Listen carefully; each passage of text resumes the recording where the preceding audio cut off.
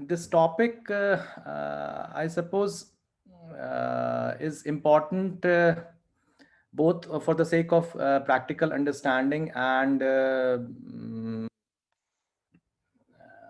with respect to outcome of the patients post-operatively, because fluid and electrolyte balance is one of the key factors which holds responsibility for determining patient outcome after the surgery. So to begin with, I would like to start with this the fluid component, the components of the body.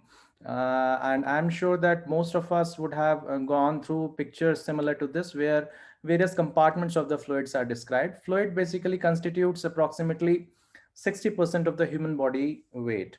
And out of these 60%, there are two basic compartments of the fluid in human body. One is the intracellular and extracellular. The intracellular is a larger compartment comprising two-thirds of the fluid mass. Regarding the extracellular compartment, and there are further two classifications, two compartments within this extracellular part, the interstitial and the plasma, the intravascular space. Now, this interstitial compartment is nothing but the interstitial space, that is the space which is present in between the cells where the fluid is present, and the other one is the intravascular compartment. Now, interstitial compartment has got a very important reservoir function because it is basically in close communication with the intravascular space or compartment. And whenever this intravascular space swells or the intravascular pressure rises, fluid comes out of the plasma or the intravascular space into the interstitial part. And vice versa, when there is condition of hypovolemia, when intravascular space shrinks, fluid moves out from the interstitial compartment into the intravascular space. Now, hence it is very easier to understand that whenever we infuse too much of fluid during the perioperative period, fluid moves out from the intravascular space into the interstitial space, giving rise to the subcutaneous edema, which is very commonly seen. And another important reservoir function of the interstitial compartment is the fact that all the proteins which are all the proteins which are released by the cells are primarily released first into the interstitial compartment before they are being channelized into the plasma via lymphatic channel.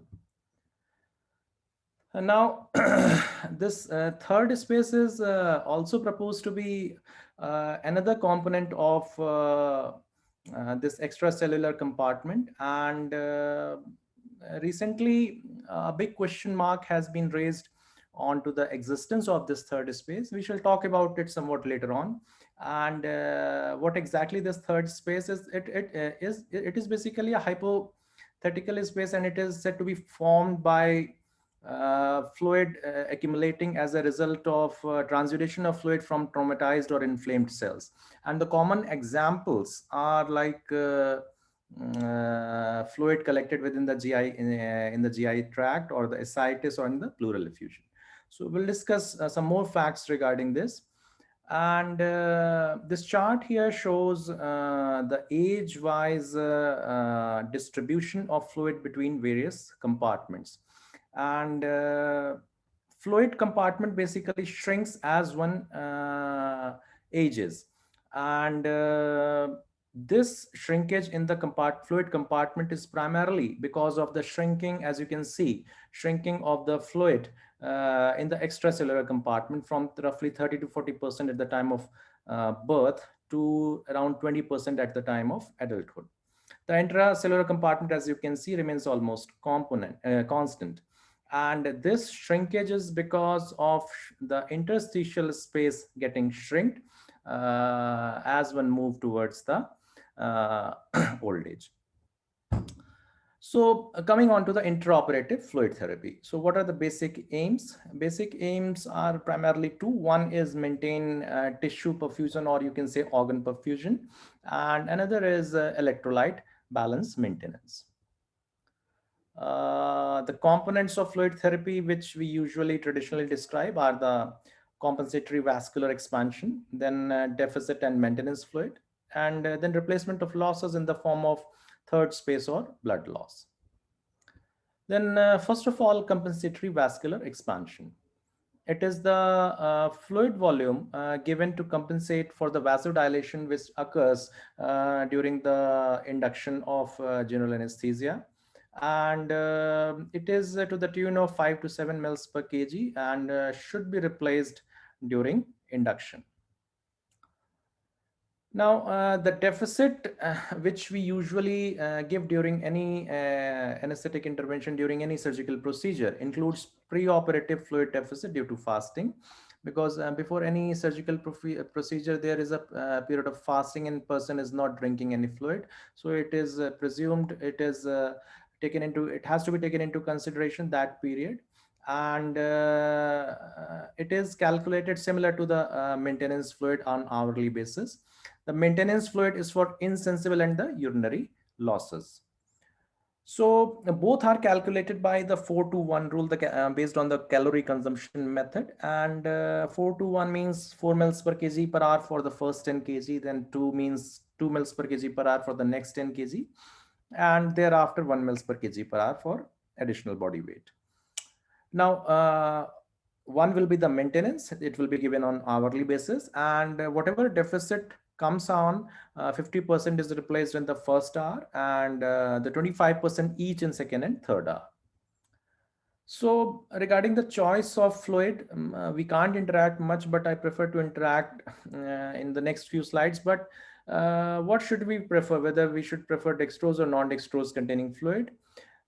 We should not use dextrose containing fluids, because surgical stress decreases insulin release owing to increased levels of catecholamines, cortisol, and growth hormone, leading to hyperglycemia. And the fluid used for volume maintenance should not contain dextrose. It should be dextrose free, because otherwise the stress response on one side is causing hyperglycemia, and we also pushing dextrose fluid, so blood sugar levels will be high, which we don't want. Now, coming on to the losses can be primarily of two types: the third space and the blood loss. Third space losses are proposed to be based on the invasiveness of the surgery. The more invasive the surgery is, the more higher third space loss is presumed to be. For example, minimally invasive surgeries like small, herniorrhaphy, 0 to 2 mils per kg per hour. And moderate surgeries like open cholecystectomy, one should go for 2 to 4 mils per kg per hour. And major surgery like bowel resection or radical cholecystectomy, Whipple's procedure, something like that, one should go for 4 to 6 mils per kg per hour. However, recently there has been quite a lot of objection in terms of replacing this amount of third space loss, and various articles say that insensible losses are highly overestimated, and maximal insensible and evaporative losses during a major abdominal surgery is 1 mils per kg per hour. Now, this is one of the articles which questions the existence of third space. I will share few facts which this article has discussed or shared. And it proposes that classical third spaces are more of a fiction, and perioperative fluid shifting predominantly represents fluid movement into the interstitial space. It is not moving basically anywhere like any space in like third space, but it is going into the interstitial space, as we have been discussing in the first few slides. This fluid shifting can be of two types, namely type 1 is physiological, when protein free fluid is coming into the interstitial space from the intravascular compartment. And type 2 is pathological, where protein rich fluid shift occurs, and it happens whenever there is damage to vascular endothelial glycocalyx, and it is commonly seen in conditions of trauma and sepsis, But another condition which may give rise to this condition is hypervolemia, which we might give rise to during any surgical procedure via inadvertent fluid therapy. Now coming on to the blood loss. Blood loss is should be replaced till a maximum allowable blood loss limit uh, by either crystalloid or colloid in a crystalloid in a ratio of 3 is to 1 and colloid in a ratio of 1 is to 1. This is the formula by which we calculate MABL, we usually call for individual patients. And if we are using, for example, a patient crosses this limit of maximum allowable blood loss, then like if we are using PRBC, how much volume should be used depends on the hematocrit of the substitute which we are using. For example, for PRBC, we consider hematocrit to be to the tune of 60. Now, let us quickly go through a case scenario which I have formulated based on the concepts which I have discussed just now. Let us consider this 48-year-old female who underwent exploratory laparotomy. Her hemoglobin is 12 grams and body weight is 60 kg. 5 hours duration of surgery and period of fasting 9 hours, no medical risk factors, and blood loss occurred 500 mils over the last 2 years. So it is really helpful that if one maintains this kind of a chart, especially for long duration of surgeries like 5 hours, 6 hour surgery. And I have done few basic calculations like maintenance fluid of 100 mils per hour, then fasting deficit was 900 mils and MABL was 1.75. So our patient underwent 500 mils of fluid loss in the last 2 hours. So we don't need any blood in this case. So initially at the time of induction, compensatory vascular expansion we did of 300 mils crystalloid. Then in the initial 3 hours, we replaced the fasting, continued with our maintenance, and then we also started third space losses replacement. In the last 2 hours, we replaced blood losses with colloid in a 1 is to 1 ratio. So to conclude, we gave 3.2 liters over a duration of 5 hours, you can see. And important thing is that out of this 3 liter, 1 liter was third space replacement and 1 liter was fasting. So nearly 60% was these two components and remaining 40% was maintenance. So one should be careful whether well, there are two facts and this is how you are going to tell an exam because this is the strategy which is described. But if we look at the clinical scenario, we should always consider that how much third space loss we are replacing. Now, coming on to the intravenous fluids, there are primarily crystalloid and colloid, and their long-standing battle. And then we have the option of balanced salt solution both for crystalloid and colloids. Crystalloid solutions are the solution of inorganic ions and small organic molecules dissolved in water. And these are the commonly used crystalloid solutions perioperatively. And dextrose and ringer are hypoosmolar as compared to plasma. And saline and DNS are hyperosmolar. Now this chart over here shows the fluid distribution, say after half an hour or 1 hour infusion of 100 mils of the fluid. And usually with saline and ringer, approximately 30 mils remain in the vascular space, and the remaining 70 to 80 mils goes into the interstitial fluid compartment. Well, with 5% dextrose, however, only 10 mils approximately remains in the plasma, and remaining 70 mils, not remaining 70 mil, but 70% approximately goes into the intracellular space. So this is particularly important. We should avoid using 5% dextrose as the perioperative fluid therapy. Instead, go for DNS, which is a better option. And especially this kind of fluid should be avoided in cases of brain surgery where this may give rise to brain edema. Now, I personally like balanced salt solutions very much, and balance is basically essence of the life. And these two individuals are trying to maintain the balance, but somehow this job is very difficult, and some wrong events may happen. And this is kind of a something mishappening which has occurred recently. And there are two kinds of thoughts which are prevailing, like they have done it knowingly, or it happens by chance. Well, one should be very much cautious when one is trying to maintain balance. And going for the concept of this balanced salt solution, these are described as solutions with with different electrolyte compositions close to plasma, and with strong ion difference of 24 milliclins per liter. And I totally agree that this definition is somewhat complicated to understand. So I have dedicated 4 or 5 slides that what is the basic concept of this balanced salt solution, and why one should basically use balanced salt solution, especially in a long duration surgery. So these are the key factors which affect the acid-base behavior of plasma. One is the strong ion difference, then non-volatile weak acid concentration, and PCO2. PCO2 level is irrelevant as far as fluid infusion is concerned. So we shall be discussing primarily SID, that is a strong ion difference, and weak acid concentration. Well, SID is something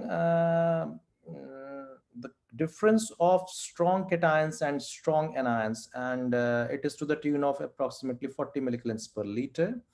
And the key weak acids which are of importance as far as acid-base behavior is concerned are the albumin and the phosphate. So what happens with changes in SID? Because whenever we are going to give any fluid, definitely it's the body's SID is going to change because of the electrolytes which we are going to infuse. So how does it affects the pH of the body? So whenever SID increases, there occurs metabolic alkalosis, and whenever SID decreases, there occurs metabolic acidosis. And vice versa, with acids, whenever acids decrease, there occurs metabolic alkalosis, and with increase in acid, metabolic acidosis. So how these changes are important, how these changes are going to affect the body's pH whenever we are going to infuse any fluid?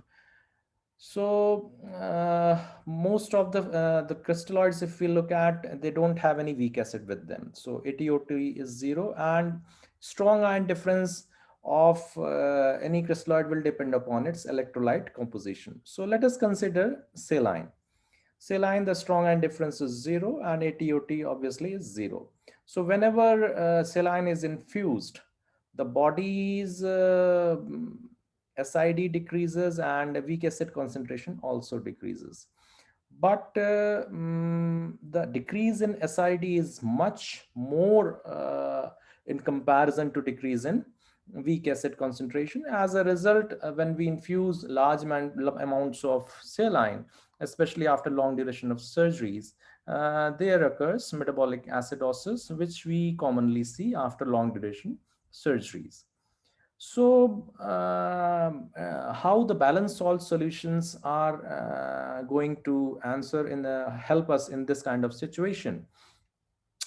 If we consider saline as a base from which balanced salt solution is being prepared, then simply it has been found that if 24 milliclins of chloride are replaced with 24 milliclins of bicarbonate or bicarbonate substitutes like lactate, acetate, gluconate, or malate, the decrease in SID which this balanced salt solution is going to make balances the decrease in weak acid concentration. So it kind of produces a balanced job between these two, prime factors which are going to determine. So in a nutshell, it will affect the pH to a very minimal extent. Along with that, what has been done, that a few other electrolytes have been added, so that whatever the composition of the plasma is, it parallels that composition, so that the electrolyte composition holistically of the plasma doesn't changes much. So if we look at the choice of the buffer, it is lactate. We have seen ringer lactate, which is available with us, but the side effect associated with it is that it causes hyperglycemia due to gluconeogenesis. Then another buffer which is commonly used in balanced salt solutions is the acetate, and it is very metabolized very rapidly and provides immediate buffering. Then malate is also there, and it is metabolized very slowly and provides a long duration of buffering effect. So different crystalloid solutions, balanced salt solutions have got different buffers, as you can see: acetate, gluconate, and malate. Now, coming on to colloid solutions. Well, these are large molecule solution of large molecules of non-crystalline substance dispersed in water. And the commonly used colloid solutions are gelatins, dextrins, hydroxyethyl starch, and albumin. The gelatins are prepared by hydrolysis of bovine collagen, and the commonly the brands which are available are the gelofuscin, which is 4% succinylated gelatin, and Himaxal 3.5% polygelatin. And hypersensitivity reactions are said to be very commonly associated with gelatins, but the incidence is pretty low, less than 1%. Then dextrans, these are synthesized from sucrose, and it consists of D-glucose polymers linked by alpha-1,6 bonds into linear macromolecules, defined by their weight averaged molecular weight. And there are two variants which are commonly available: dextran 40 and dextran 70. Dextran 40 improves microcirculation, and this improvement is because of increase in plasma volume. So it provides a sludging effect to the RBCs and the platelets. So thromboid forms. Now, coming on to the hydroxyethyl starch, it is synthesized from amylopectin, which is a D-glucose polymer derived from maize, and hydroxyethyl substitutions occur at C2, C3, C6 positions of glucose. And the higher degree of substitution of these hydroxyethyl residues is there, slower will be the metabolism. And based on the molecular weight and degree of substitution, these are classified into three categories: high, medium, and low. High category I haven't seen. In the initial period of my training, I have seen this medium molecular weight hydroxyethyl starch, which used to came in with the name of Hesse-Sterol. The molecular weight was 200 and degree of substitution 0.5, and their dose was in the range of 20 to 30. But recently we are using lower molecular weight variants with lower degree of substitution, which increases their metabolism. And these are the tetra starches, and common brands so that you can get familiar are the Tetraspan, Volulite, and Voluven.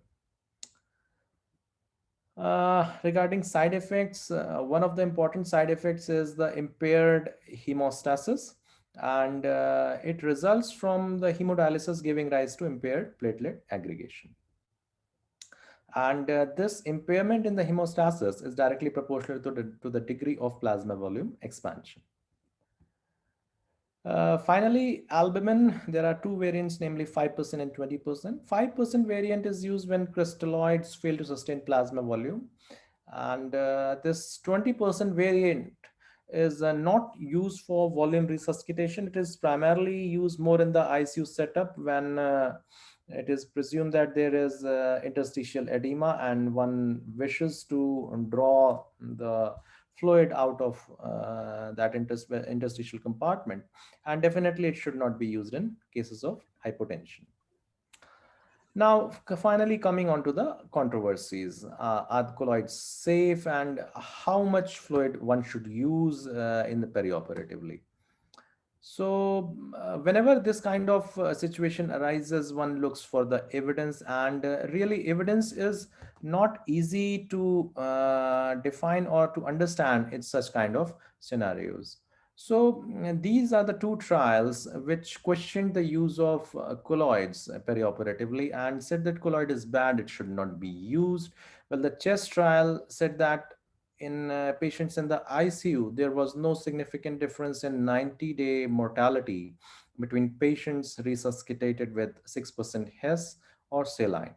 However, more patients who received resuscitation with Hess were treated with renal replacement therapy, where the similar results were shared by the success trial, which showed that patients with severe sepsis assigned to fluid resuscitation with Hess had an increased risk of death at day 90 and were more likely to require renal replacement therapy.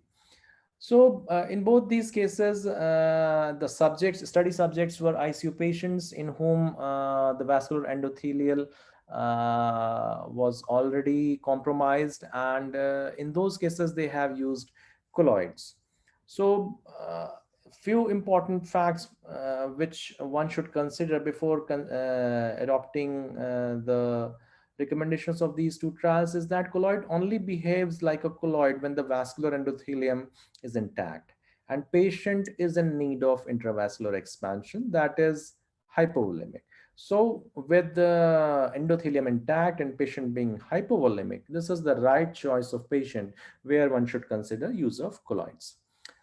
And benefit of a colloid in the setting of an intact glycocalyx in the patient undergoing volume optimization during major surgery or after major hemorrhage may be very different from the risk of Hess, which has been told by the previous two trials during the its use in patients of sepsis. So, colloid is safe to use in hypovolemia without endothelial damage.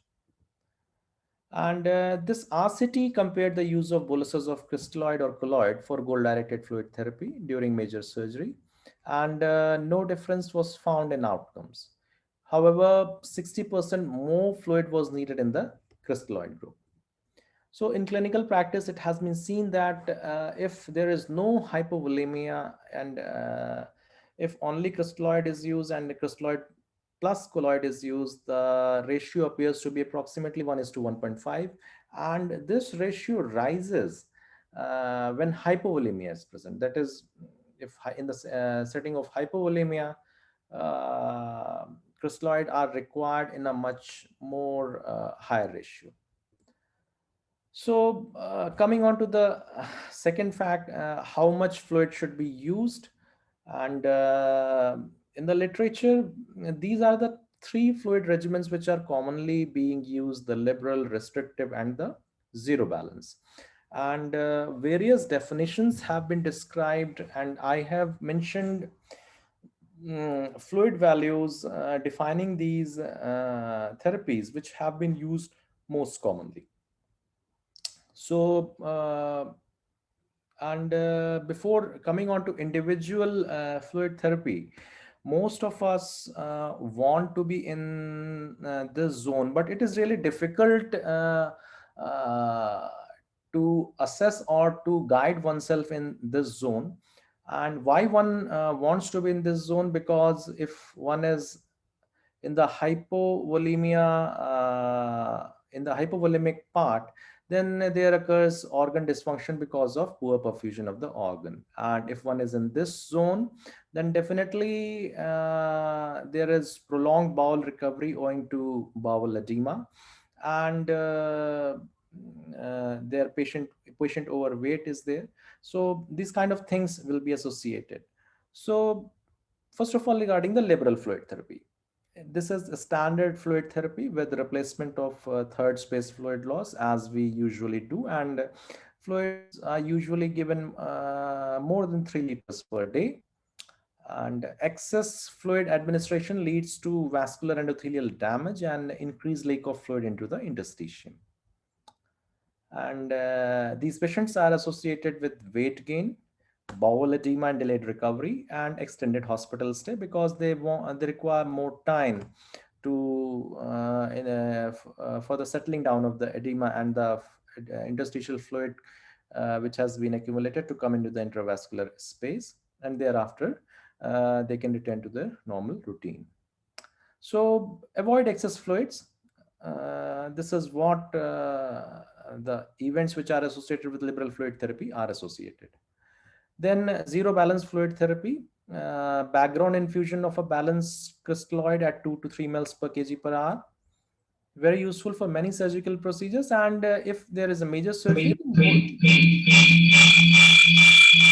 then major surgery, the goal-directed fluid therapy is advised. What is goal-directed fluid therapy? We talk often about it, and it is defined as fluid therapy guided by hemodynamic measures of fluid responsiveness. And fluid boluses are given if hemodynamic measures of fluid responsiveness indicate, and hemodynamic measures used are the dynamic variables in the form of stroke volume variation and pulse pressure variation. So whenever these parameters, their values goes beyond 13%, it is an indication of fluid bolus, and at that point fluid bolus is given. And why these measures are used? Because their value varies during inspiration and expiratory phases of respiratory cycle. And if a patient is volume depleted, this variation increases. And hence these dynamic variables are found to be more accurate than CVP. So people have started now to rely less on CVP and more on these parameters. So what are the basic benefits of GDFT, goal-directed fluid therapy? Better hemodynamic stability, decrease in serum lactate at the end of surgery, and lower incidence of post-operative complications. And one very frequent term which is nowadays being talked upon is the ERAS, or enhanced recovery out of after surgery. And this program helps to minimize the stress response to surgery and accelerates recovery after surgery. And in a nutshell, basically the basic component of ERAS is that patient should be brought to the OT in a fed state, and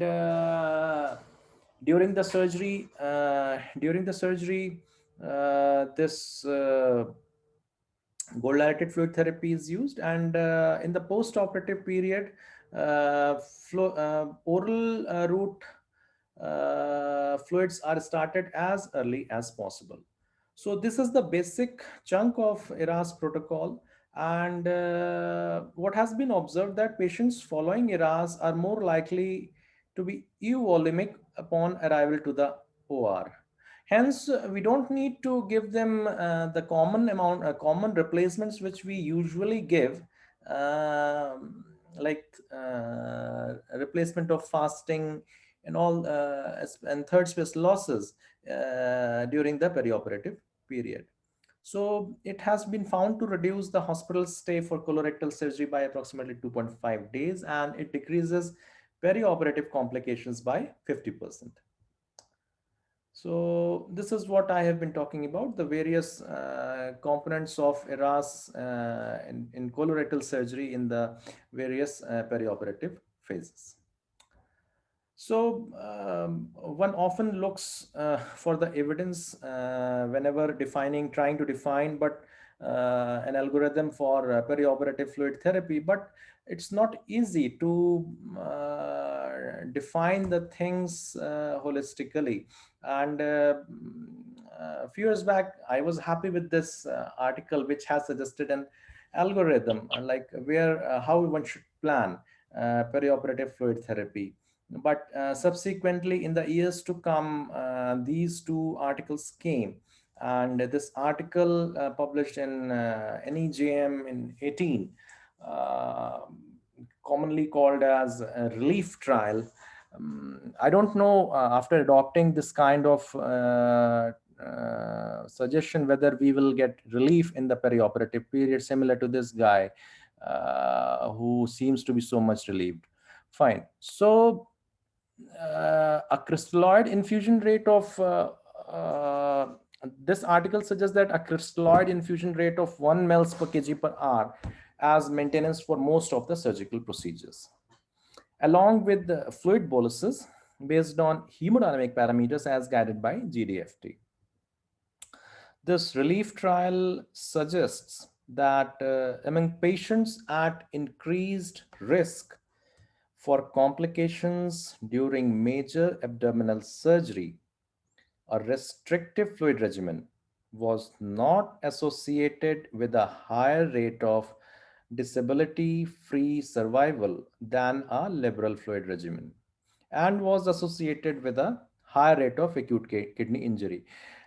Often, I find it amusing, but the conclusion lines are written in such a complicated manner that one has to go through them repeatedly. So that's why I put interruptions in between this continuous line, because what it suggests simply that no obvious benefits of restrictive fluid regimen are there over liberal. However, it is associated with a higher rate of acute kidney injury. So what does it suggest? So to give something more simpler, the Miller suggests that goal of fluid management for major surgery should be a moderately liberal approach, neither restrictive nor liberal, somewhere in between. So the components should be like average crystalloid infusion at a rate of 10 to 12 mils per kg per hour during surgery, along with 1.5 mils per kg per hour in the post-operative period. Then at the end of surgery, positive fluid balance to the tune of 1 to 2 liters. One should avoid more than this. And for example, 3 liters for a 3 to 4 hour procedure, to 1 to 2 liter crystalloid for a less extensive surgery with minimal blood loss. So to conclude, crystalloids only for a replacement of deficits and maintenance, colloids only for blood loss. Third space replacement should be done very carefully. Fluid infusion also causes metabolic acidosis, and balanced salt solutions should be used in long duration surgery. So pre-operatively encourage drinking clear fluids until 2 hours before surgery.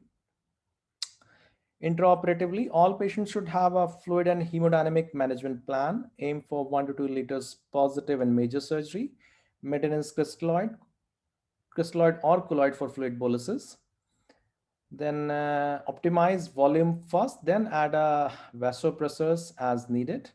Use Goldated therapy for moderate to high risk patients. Then post-operatively, so here one may see that they have given Gdft for moderate to high risk patients. So we may stop using CVP as a practice, as a guide to fluid therapy. Then in post-operatively, early transition from IV to oral fluid therapy, remove IV lines as soon as possible. Thank you very much.